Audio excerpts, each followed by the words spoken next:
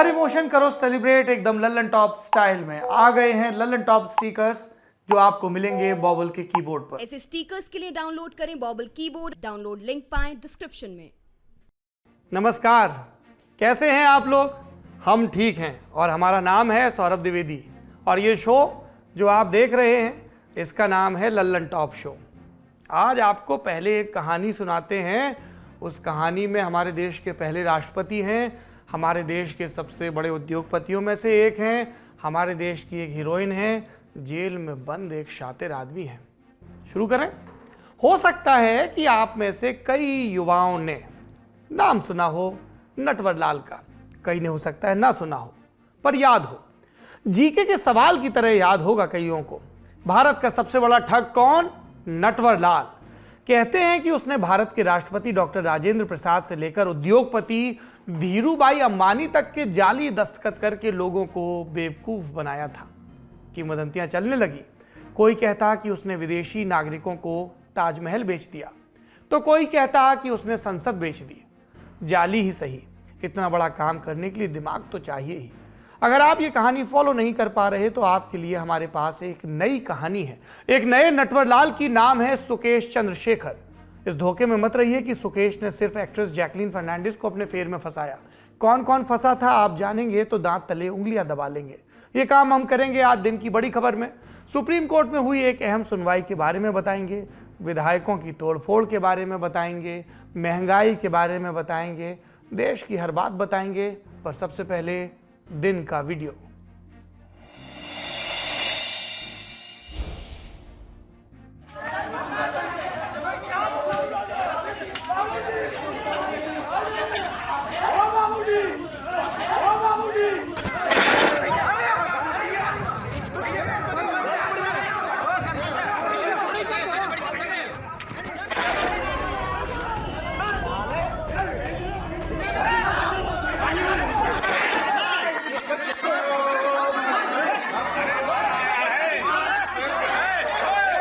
भीड़ के हत्थे चढ़े साधु मिन्नतें करते रहे, लेकिन पीटने वाले हाथ रुके नहीं। चमड़े की बेल्ट, लाठी डंडे, जिसके हाथ जो लगा उससे साधुओं को पीटा गया। इनकी पिटाई की वजह के पीछे एक अफवाह थी जिसका ना तो किसी को पता था अता और ना छोर। वीडियो महाराष्ट्र के सांगली जिले के लवंगा गांव का है। जब मौके पर पुलिस पहुंची तो मामला एकदम उल्टा निकला। पुलिस की पूछताछ में पता चला कि चारों बच्चा चोर नहीं बल्कि मथुरा के पंचदशनाम अखाड़े के साधु हैं। चारों साधु तीर्थ यात्रा पर निकले थे और कर्नाटक के बीजापुर से पंढरपुर जा रहे थे। लवंगा गांव से गुजरते वक्त रास्ता पूछने के लिए साधुओं ने कार रोकी। इसी दौरान लोगों ने गांव में अफवाह फैला दी कि सभी साधु बच्चा चोरी के लिए आए हैं और यही अफवाह उनके साथ मारपीट की वजह बन गई। पुलिस ने साधुओं को भीड़ से छुड़ाया और अस्पताल पहुंचाकर उनका इलाज करवाया। डरे हुए साधुओं ने मामले में किसी तरह की शिकायत दर्ज नहीं कराई।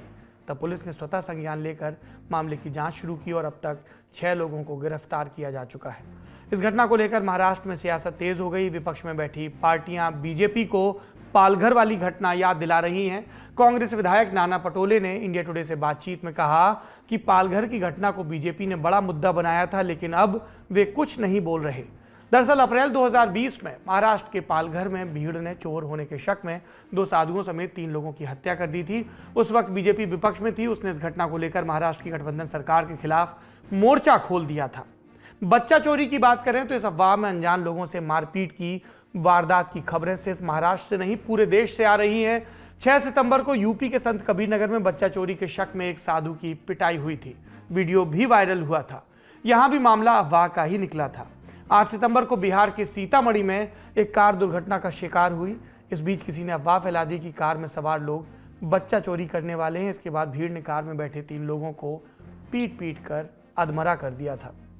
पिछले हफ्ते यूपी के कासगंज से भी एक ऐसा ही मामला सामने आया था। यहां भी एक गाड़ी में बैठे 4 लोगों को बच्चा चोर समझकर बुरी तरह पीटा गया था। इतना ही नहीं, इन चारों को पीट कर कार में बिठाया गया और पुलिस की मौजूदगी में पलट दिया गया।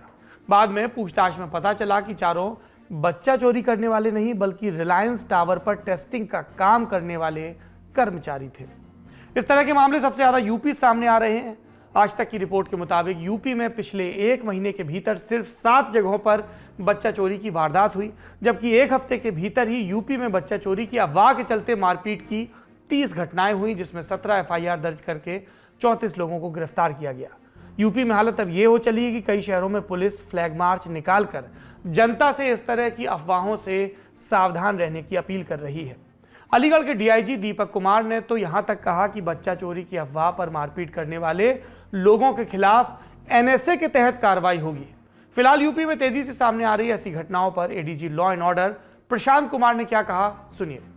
नहीं, ये पूरी तरीके से अफवाह की बातें हैं और इस संबंध में बहुत ही गंभीरता से इस पूरे एपिसोड को डीजीपी ने स्वयं लिया है। इस संबंध में विस्तृत निर्देश उन्होंने स्वयं जारी किए हैं और सभी हमारे जो फील्ड के अधिकारी हैं उनको ये बताया गया है कि किसी भी हालत में निर्दोष व्यक्तियों के प्रति कोई भी हिंसा कारित न होने पाए। National crime record bureau NCRB, इसकी क्राइम इन इंडिया 2021 की रिपोर्ट बताती है कि साल 2021 में अगवा होने वाले 1,04,149 लोगों में तकरीबन 70% बच्चे ही थे।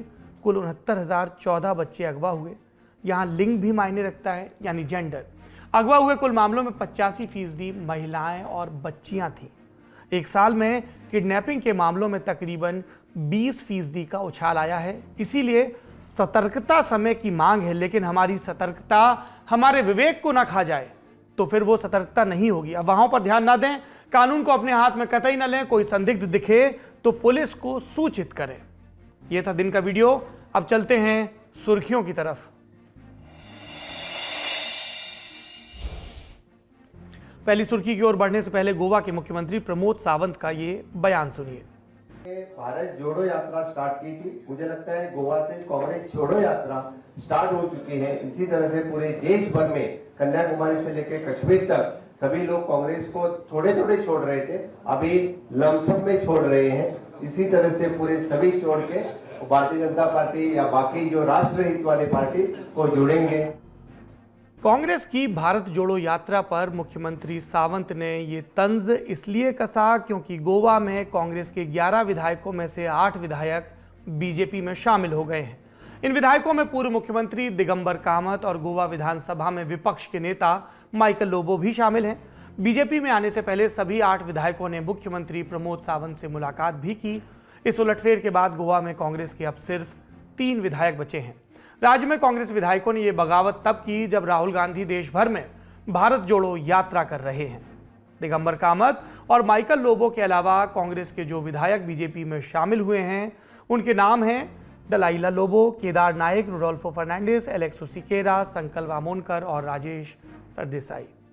कांग्रेस पहले ही कामत और माइकल लोबो पर पार्टी विरोधी गतिविधियों का आरोप लगाते हुए स्पीकर से उन्हें अयोग्य ठहराने की मांग कर चुकी है।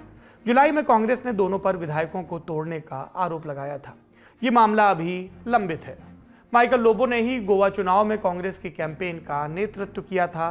वो गोवा में विधानसभा चुनाव से ठीक पहले बीजेपी छोड़कर कांग्रेस में शामिल हुए थे, अब फिर से बीजेपी में लौट आए। इस मामले पर कांग्रेस नेता पवन खेड़ा ने बीजेपी को घेरते हुए कहा कि आज भाजपा ने फिर साबित कर दिया कि वह सिर्फ तोड़ना जानती है।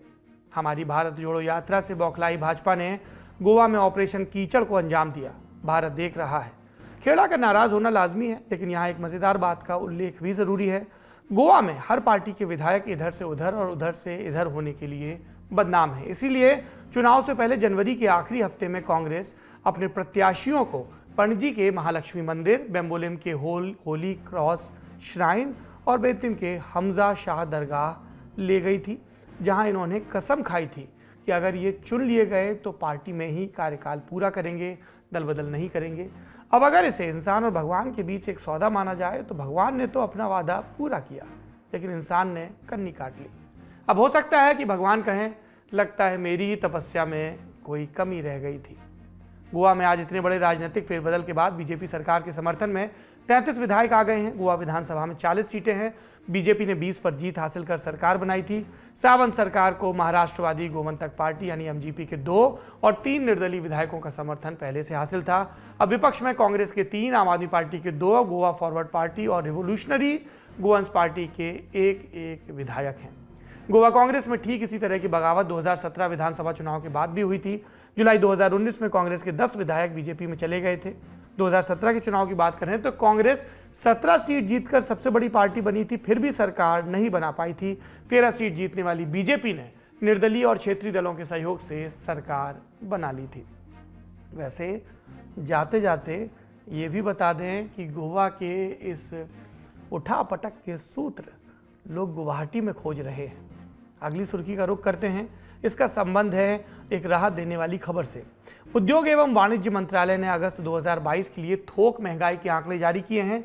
इसके मुताबिक अगस्त में थोक महंगाई कुछ घटकर 12.41% रही। घटने की बात क्यों कही, आपको बीते महीनों के आंकड़े देखकर समझ में आ जाएगा।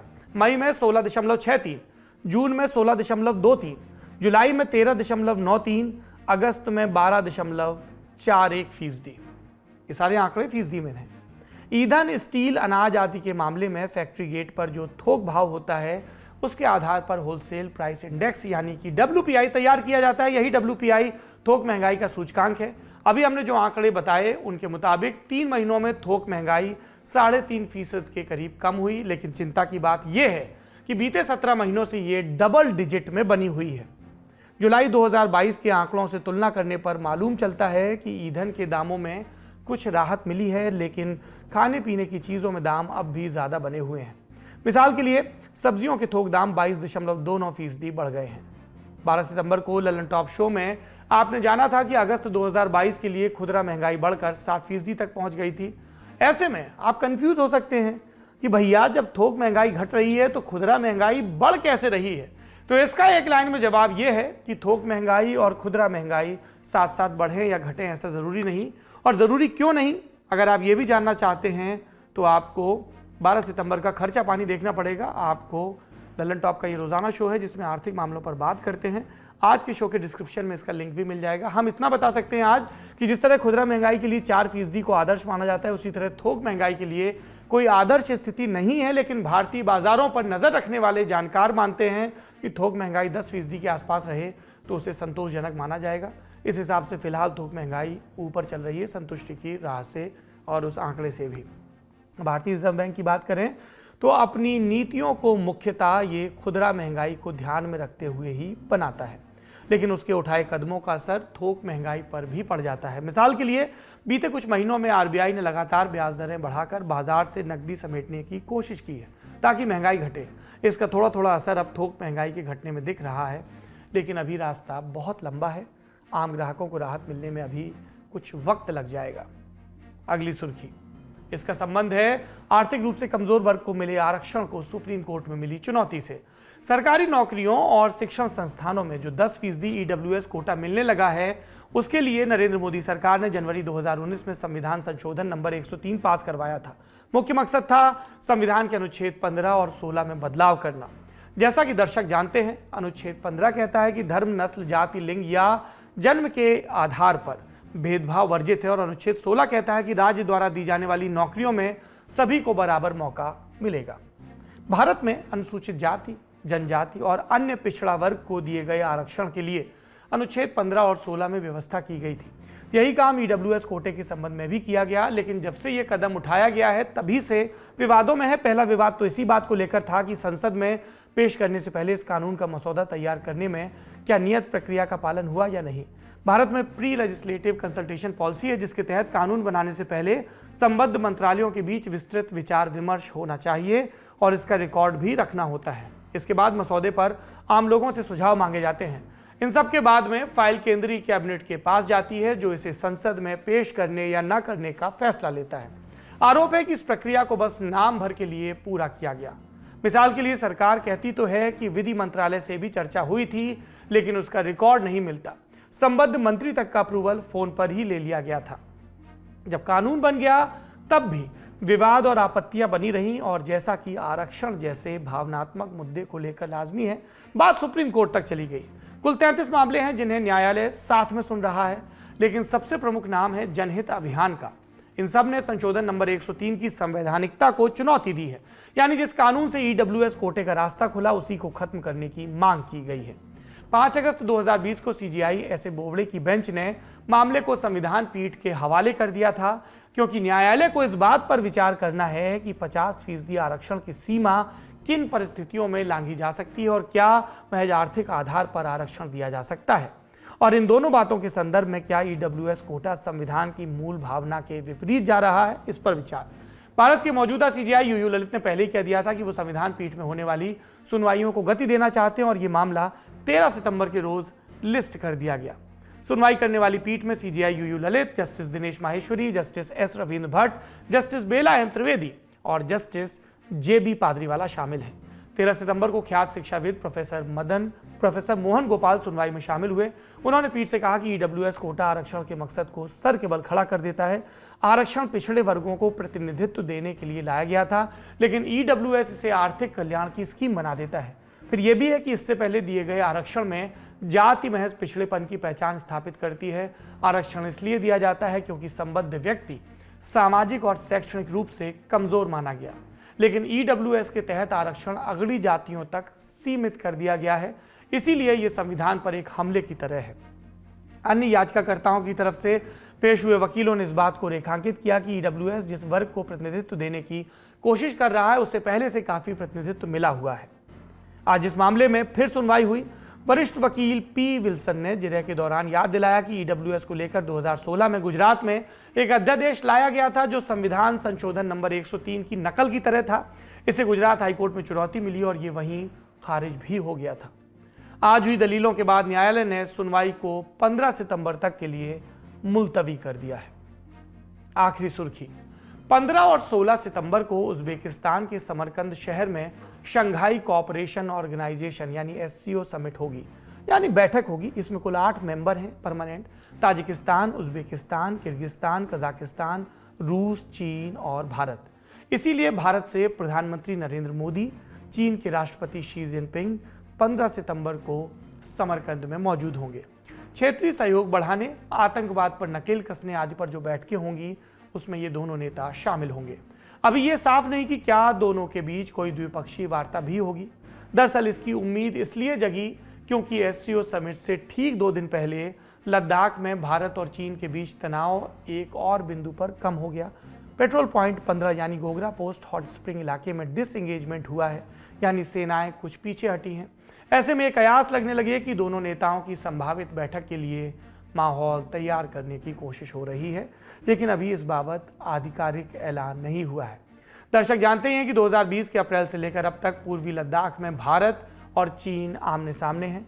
तब से लेकर अब तक एक बार रूस के सौजन्य से दोनों देशों के रक्षा मंत्रियों की बैठक हो चुकी है। एक बार चीन के विदेश मंत्री भारत आ चुके हैं, लेकिन इस दौरान लद्दाख की स्थिति में कोई चमत्कारिक परिवर्तन नहीं आया है। बावजूद इसके एक्सपर्ट्स मानते हैं कि दोनों नेताओं की बैठक होती है तो ये अच्छी बात होगी।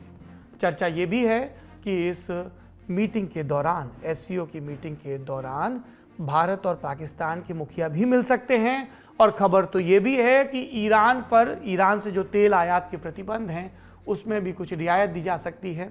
अमेरिका के सैंक्शंस लगाने के बाद हमने ईरान से तेल लेना बंद कर दिया था और फिर अब रूस को लेकर सैंक्शंस लग रहे हैं, पर भारत को अपनी ऊर्जा ज़रूरतों का भी ध्यान रखना है, इसलिए बैकडोर से ये बातचीत चल रही है जो अब औपचारिक भी हो सकती है। ये थी सुर्खियां। अब चलते हैं दिन की बड़ी खबर की तरफ।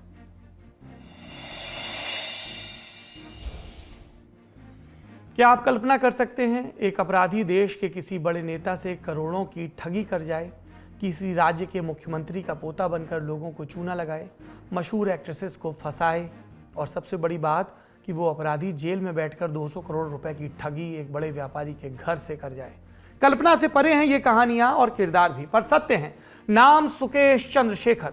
हो सकता है कि आपने ये नाम ना सुना हो, लेकिन तमिलनाडु, केरल, आंध्र प्रदेश से लेकर देश की राजधानी दिल्ली तक सुरक्षा और जांच एजेंसियों के कान खड़े कर चुका है नाम।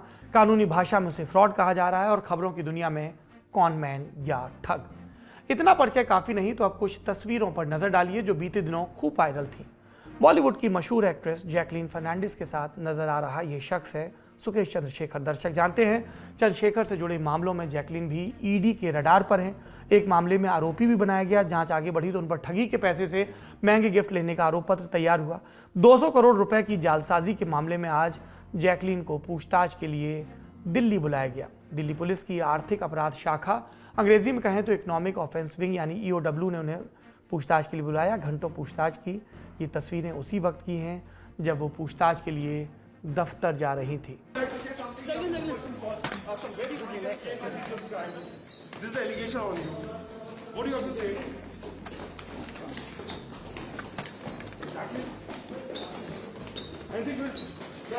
क्या है पूरी कहानी?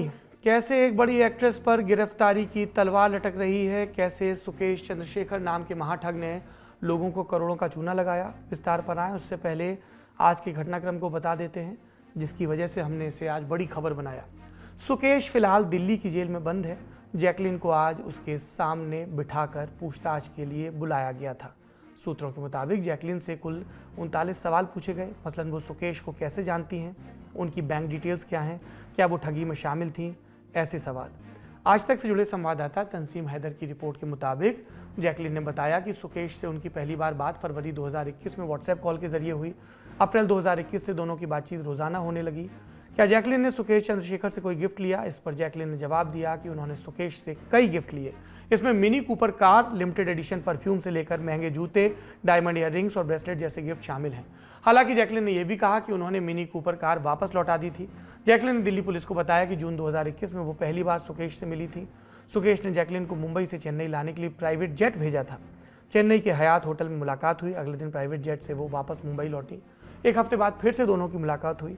जैकलीन ने यह भी बताया कि वो प्राइवेट जेट से 2 बार केरल भी गई। सुकेश ने उनके लिए एयरपोर्ट से होटल के लिए हेलीकॉप्टर राइड भी बुक की थी। जैकलीन का दावा है कि सुकेश से उनकी आखिरी बार 8 अगस्त 2021 को बात हुई थी। ये तो हुई आज की कहानी। अब जरा इस पूरे खेल के विस्तार को समझते हैं। इंडिया टुडे मैगजीन के 21 सितंबर वाले अंक में कवर स्टोरी छपी है जिसे कौशिक डेका और मुनीश चंद पांडे ने लिखा है। मोटा अनुमान है कि सुकेश चंद्रशेखर पिछले 15 साल में करीब 1000 लोगों को कम से कम 500 करोड़ का चूना लगा चुका है। ये आंकड़ा उसके खिलाफ 6 राज्यों आंध्र प्रदेश, कर्नाटक, तमिलनाडु, केरल, महाराष्ट्र और दिल्ली के पुलिस थानों में दर्ज 30 से अधिक मामलों की रकम का मोटा मोटा जोड़ है। दिलचस्प बात यह है कि उसने अपनी सबसे बड़ी लूट जून 2020 से मई 2021 में दिल्ली की रोहिणी जेल में बैठकर की। आखिरी गिनती में उसके पास 18 करोड़ रुपए की 85 घड़ियां और 35 करोड़ रुपए कीमत की 54 कारें थी। उसने ये महंगी ऐशो आराम की चीजें देश के इतिहास में सबसे शातिराना किस्म की ठगी से हासिल की। सुकेश चंद्रशेखर तमिलनाडु के मदुरई का रहने वाला है। पिता विजयन चंद्रशेखर रबड़ के ठेकेदार और पार्ट टाइम मैकेनिक थे। मां माला गृहिणी। बिल्कुल सामान्य सा मध्यवर्गीय परिवार। शुरू में ये लोग चंद्रा लेआउट इलाके में किराए के मकान में रहते थे। सुकेश के माँ बाप ने इकलौते बेटे को अच्छी शिक्षा दिलाने के लिए उसका नाम शहर के बाल्विन बॉयज हाई स्कूल में लिखा दिया। स्कूल के सहपाठी बड़ी आलीशान कारों से आते और सुकेश को उसके पिता स्कूटर से स्कूल छोड़कर जाते। जानकार बताते हैं कि तभी से उसके दिमाग में अमीरों वाली जीवन शैली के ख्वाब आने लगे। पहली ठगी तब हुई जब वो बालिग भी नहीं था। 2006 में एक चिट्ठी पर तत्कालीन पुलिस कमिश्नर के फर्जी हस्ताक्षर कर लिए जिसमें लिखा था कि उसे कर्नाटक में कहीं भी कार और बाइक चलाने की इजाज़त है। लोगों को लगा कि माँ बाप भी इस जालसाजी में शामिल हैं। पहली ठगी के मामले सहित 3 बार सुकेश के साथ वे भी गिरफ्तार किए जा चुके हैं। 2007 में सुकेश और उसके माँ बाप को 76 साल के एक बुजुर्ग से 1.15 करोड़ रुपए की ठगी के मामले में गिरफ्तार किया गया था। उन लोगों ने उस मजबूर शख्स से वादा किया था कि वो बेंगलुरु डेवलपमेंट अथॉरिटी के अधिग्रहण किए उनके प्लॉट को छुड़ाने में मदद करेंगे और एक अपार्टमेंट बनाने के लिए विदेशी निवेश भी जुटा लाएंगे। ये सुकेश के खिलाफ पहली बड़ी ठगी का मामला था। हालांकि परिवार को निचली अदालत से उस मामले में रिहाई मिल चुकी है। सुकेश अपना शिकार बहुत सावधानी से चुनता, पहले पूरी जानकारी करीने से इकट्ठा करता। दिल्ली पुलिस के एक अधिकारी ने बताया कि अमूमन वो अपने शिकारों के बारे में उनसे ज़्यादा जानता था। प्रमुख रूप से वो उन्हीं लोगों पर जाल बिछाता जो लालची थे या कोई काम कराने में दिक्कत का सामना कर रहे थे। मसलन ठेके का काम हो या अदालती मुकदमा या स्कूल में दाखिला। कभी वो बड़ा अफसर बन जाता, कभी उद्योगपति, तो कभी नेता का रिश्तेदार। एक वक्त में वो खुद को तमिलनाडु के मुख्यमंत्री रहे करुणानिधि का पोता भी बताता था। जालसाज इतना बड़ा कि लाल बत्ती वाली लग्जरी कार से चलता और किसी को भनक तक नहीं लगती। उसने 2015 में लीना मारिया पॉल नाम की मलयालम फिल्मों की एक्ट्रेस से शादी की। सुकेश लीना को भी जालसाजी का शिकार बनाना चाहता था। आगे मोहब्बत हुई तो मंजिल शादी से जेल तक पहुंची। लीना भी कई मामलों में सुकेश के साथ आरोपी रह चुकी है। ईडी के जांच अधिकारियों ने जब उसका कच्चा चिट्ठा खोलना शुरू किया तो पता लगा वो नेताओं, कारोबारियों और एक्टरों को बड़ी आसानी से झांसा देता है। इसकी वजह जाननी चाहिए तो पता चला उसकी चिकनी चुपड़ी बातें। वो अंग्रेजी, हिंदी, तमिल, कन्नड़, तेलुगु, मलयालम जैसी कई भाषाओं में पारंगत है। अपनी बात मनवाने और डोरे डालने में उस्ताद, मेलजोल में माहिर, जिसकी नकल करना चाहे वैसी आवाज और अंदाज में भी उस्ताद। कई बार उससे कड़ी पूछताछ करने वाले अधिकारी भी धोखा खा जाते हैं। एक बार बेंगलुरु में जालसाजी के वक्त पकड़ा गया तो उसने मिलने के बदले फोन पर झांसा देने की बेहतर तकनीक पकड़ ली। थोड़ी बहुत टेक्नोलॉजी की जानकारी के साथ उसे सारी चालबाजियां आती हैं। फर्जी पहचान पत्र का इस्तेमाल करता है, आवाज बदल लेता है और सरकारी दफ्तरों से फोन किया करता था। जिसको भी शिकार बनाना होता उसे तो वो पूरी तरह इस भरोसे में ले लेता मानो सच में उसे किसी IAS ऑफिसर ने फोन किया हो। सुकेश और उसकी पत्नी लीना ने 2013 में अपना पहला बड़ा हाथ तब मारा जब दोनों ने चेन्नई में कैनरा बैंक से 12 करोड़ रुपए की हेराफेरी की। तब सुकेश ने फ्यूचर टेक्निक्स नाम की एक नैपकिन वेंडिंग मशीन फर्म चलाने वाले कारोबारी दंपत्ति M बालसुब्रमण्यम और चित्रा से संपर्क किया। उनको अपना परिचय कर्नाटका के एक वरिष्ठ IAS अधिकारी जय कुमार के तौर पर दिया। झांसा क्या दिया? ये कि वो सरकार की एक मुफ्त नैपकिन योजना में कंपनी को भागीदार बनाने वाला है। उन्हें 132 करोड़ रुपए का कॉन्ट्रैक्ट देने का वादा किया। कंफर्म करने के लिए जब कंपनी मालिक बालासुब्रमण्यम ने दिए गए लैंडलाइन नंबर पर फोन किया तो अधिकारी के सचिव के तौर पर सुकेश की पत्नी लीना ने फोन उठाया। कंपनी मालिक को भरोसा हो गया। इस पर सुकेश ने एक पेज फंसाया। बोला 132 करोड़ का कॉन्ट्रैक्ट तभी मिलेगा जब वो 19 करोड़ रुपए जमा कराए। इतने रुपए थे नहीं तो व्यापारी ने केनरा बैंक से लोन मांगा। लोन नहीं मिल रहा था। सुकेश ने बैंक मैनेजर को भी झांसे में ले लिया। फर्जी सरकारी कागज दिखा ये भरोसा दिला दिया कि कंपनी को बड़ा टेंडर मिलने वाला है। लोन पास हो गया। जबकि बैंक के बड़े अधिकारियों को जब भनक लगी तो खाता सीज किया गया, लेकिन तब तक सुकेश 12 करोड़ रुपए के वारे न्यारे कर चुका था। कई बार वो पकड़ा भी गया इन सब हरकतों में। जमानत मिलती थी उसे, फिर वो नए शिकार की तलाश में लग जाता था। यहाँ तक कि तमिलनाडु के बड़े नेता TTV दिनाकरन 2017 में सुकेश के जाल में फंस चुके हैं। सुकेश को पता था कि शशिकला के भतीजे दिनाकरन किसी भी तरह से जयललिता की विरासत को हथियाने के लिए बेचैन है और अपनी पार्टी AIDMK के 2 पत्ते वाले निशान को हासिल करने के लिए कुछ भी करने को तैयार है। सुकेश ने इसका फायदा उठाया। उसने दिनाकरन से संपर्क किया, बताया कि वो चुनाव आयोग के अधिकारियों को जानता है और 50 करोड़ रुपए खर्च करके वो उन्हें दिनाकरन के पक्ष में फैसला करने के लिए राजी कर सकता है। बाद में दिल्ली के एक होटल में चुनाव आयोग के कुछ अधिकारियों को रिश्वत देने की कोशिश करते हुए सुकेश को दिल्ली पुलिस ने गिरफ्तार किया। हालांकि दिनाकरन ने सभी आरोपों से इनकार किया था। अगर सुकेश के कारनामों की लिस्ट बनेगी तो ये सारे उसके लिए छोटे मोटे कारनामे हैं। जी, अब तक आपने जो सुने वो सब छोटे हैं। असली खेल उसने दिल्ली की रोहिणी जेल में रहकर किया। इसके बाद उसने जैकलिन फर्नांडिस की भी जालसाजी केस में इस एंट्री होती है। चुनाव आयोग के अधिकारियों को रिश्वत देने के मामले में सुकेश जेल में बंद था। तभी उसे पता चला कि उद्योगपति शिविंदर मोहन सिंह भी उसी जेल में बंद है, जो दवाइयों की कंपनी रेलिगेयर एंड रेनबैक्सी और फोर्टिस हॉस्पिटल चेन के वाइस चेयरमैन रहे हैं। शिविंदर और उनके भाई मलविंदर को 2019 में आर्थिक धोखाधड़ी के मामले में दिल्ली पुलिस ने गिरफ्तार किया। मामले में ईडी भी जांच कर रही है। यहीं पर सुकेश को अपना अगला शिकार मिल गया। पहले तो उसने शिविंदर सिंह के बारे में पूरी जानकारी जुटाई, फिर उनकी पत्नी अदिति सिंह को ठगने का पूरा प्लान बनाया। सबसे पहले उसने जेल अधिकारियों को रिश्वत देकर मोबाइल और इंटरनेट का जुगाड़ किया। इसके बाद सुकेश ने 15 जून 2020 को अदिति के सेलफोन पर कॉल किया। हालांकि स्मार्टफोन में इजरायली सिम कार्ड था। सुकेश ने एक स्पूफिंग ऐप का इस्तेमाल किया जिससे अदिति के फोन पर फ्लैश होने वाला नंबर केंद्रीय गृह मंत्रालय का दिख रहा था। अब ठगी का तरीका देखिए।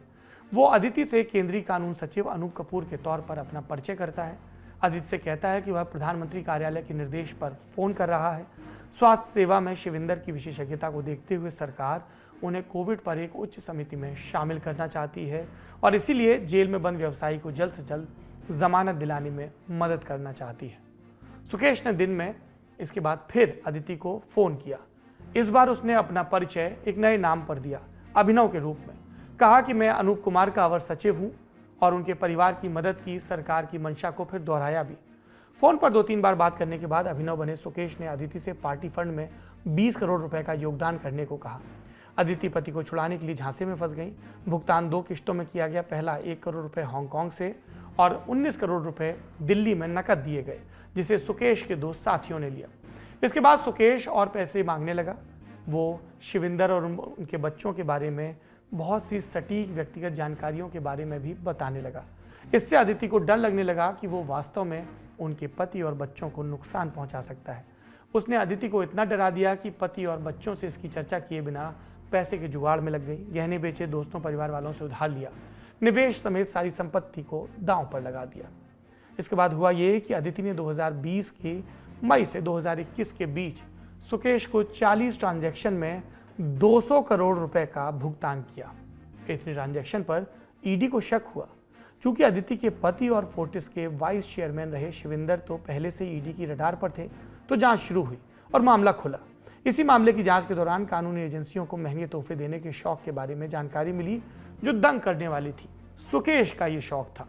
केस में ईडी की तरफ से फाइल चार्जशीट के मुताबिक सुकेश ने फरवरी 2021 और अगस्त 2021 के बीच एक्ट्रेस जैकलीन फर्नांडिस और उनके परिवार को दिए तोहफों पर 7 करोड़ रुपए खर्च किए।